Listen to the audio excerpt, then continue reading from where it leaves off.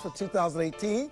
But before we get to that, India's megastar Pawan Kalyan, Indian film actor, producer, director, screenwriter, is in the house today to talk about minority ownership and expanded businesses, which is one of my favorite conversations and topics. Join us for this special edition of the Armstrong Williams Show.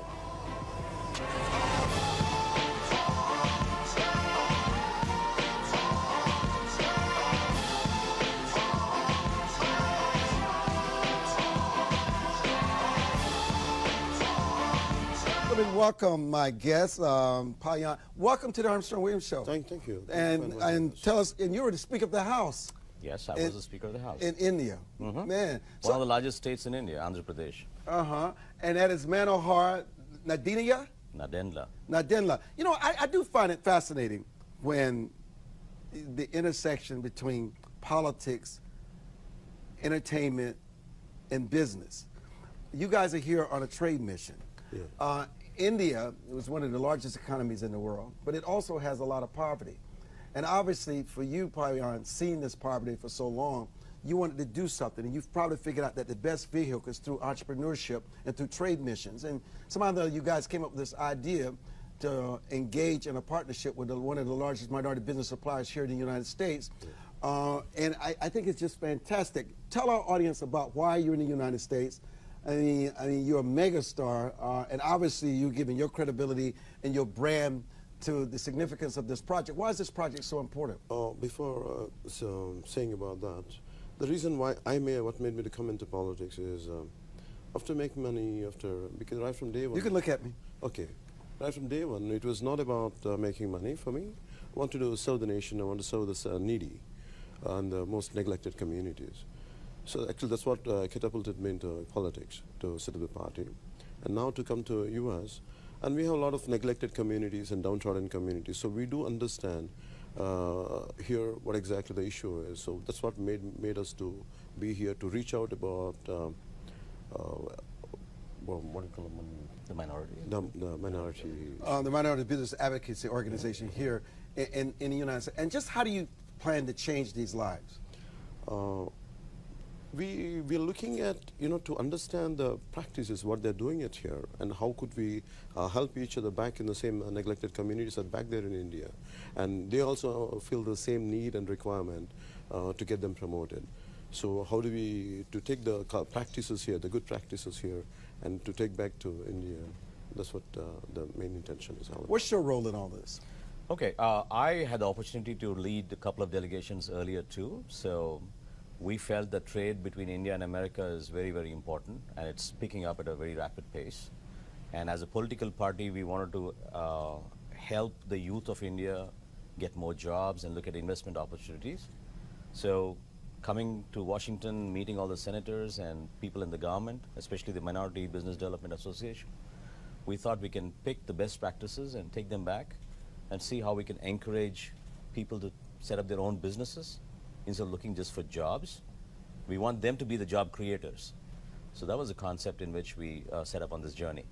Do you have the infrastructure in place in India to make this work? Listen, the United States is very entrepreneur friendly.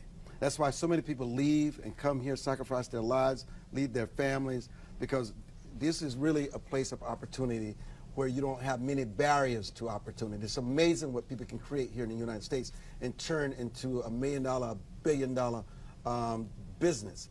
Do you have that same type of friendly structure in India? We do have challenges, actually. That's what the reason we're doing, to make it more friendlier, to make it more approachable, to make it more comfortable. I think that's our very intention to initiate this, because we have to, we are trying. There are good opportunities out there, a good environment is there, but still we want to make it, enhance it further.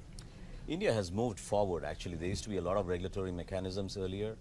They made it more democratic, more transparent, so giving a chance for every citizen to get into that and, take his dream forward. So we do have opportunities which are there.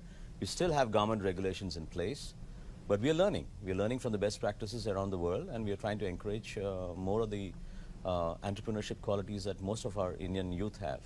You guys met with some very key players in our nation's capital. Secretary Ben Carson at Housing and Urban Development, Senator Tim Scott, Senator Paul Ryan, Senator Daines. Mm-hmm. What role will any of those members or HUD play? Because I know HUD has these opportunity zones. They have these Envision centers. Yeah. What role, or what did you learn from meeting with Secretary Carson? Opportunity zones. Opportunity zones. Yeah, because there's a lot of a need for that, to develop that kind of concept back in our state and back in our country. And that is a key factor, I mean, key policy which we're taking back to India, and also about the immigration thing. You know, one of the things, I've not been to India. One of the few places I've not been in the world. But one of the things that people talk about, they talk about the extraordinary wealth, but they also talk about the extraordinary poverty. True. That's what we are about. I mean, our party is about reducing the gap between the haves and the have-nots. You know, we've seen that the struggle is so high that the equality that every citizen should get in terms of his struggle to grow is not available. And we're trying to reduce that to make it more transparent and more available for everyone to share the resources. Are these entrepreneurs already in the making? Or do they already have businesses that you're trying to enhance? Because if someone doesn't know how they're going to put shoes on their feet, where the next meal is coming from, they don't have a roof over their head. You're talking about taking entrepreneurship from the United States and back to India could be meaningless. What is the bridge that can give this the best chance of working? And are they prepared for it? When it comes to us, like we from the state of Andhra Pradesh, which is newly formed just a few years back, 4 years back. So we have a greater opportunities built from the scratch. I think that's where we're taking advantage. And what is scratch? The infrastructure, the fact that the administration. So how long would it take for the infrastructure to get up to the speed where this can actually work? How many years are we away? It's more, I mean, more in policy making. I mean, the state was already existing, but it was divided 4 years ago. I get that, but how far away before you can have meaningful? We're ready. You're ready. We're ready. So who are the entrepreneurs? Describe them. What type of entrepreneurs would benefit from this? We are looking at the youth because 65% of India's population today is below 40 years of age. Wow. And they are the ones who are seeking out to go to different countries, become bigger, take their wealth back to their families, expand their vision and their horizons. So most of the immigrants coming to America are from our state. And they're all from the information technology world, doctors, engineers. They're all highly qualified people. So technically they're very sound, they're very qualified, and we need to help and promote them. So we are trying to provide a platform where there is skill building and also hand holding. The purpose of the trade mission is to take the best practices and make sure that they are taken back to India and make them understand that these possibilities or ideas are available in America, and they can also come back. And investment can come in both ways. Why is it that India is so successful at producing people in the areas of STEM? The science, technology, engineering, and math. You know, I got someone who works for us, John Keys, one of our executives, and even when he has his platforms built, they're built in India.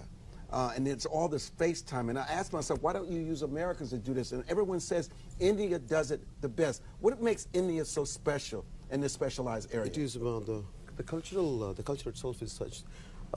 We have oral traditions. It's called Vedas. I think that enhanced a lot of. It is there in the DNA. Certain classes are there who are very good in mathematics, and I think that's what made them to excel in all this kind of technology. So have you given up on the movies and entertainment? Is this what you're going to do full time? Yes, I do.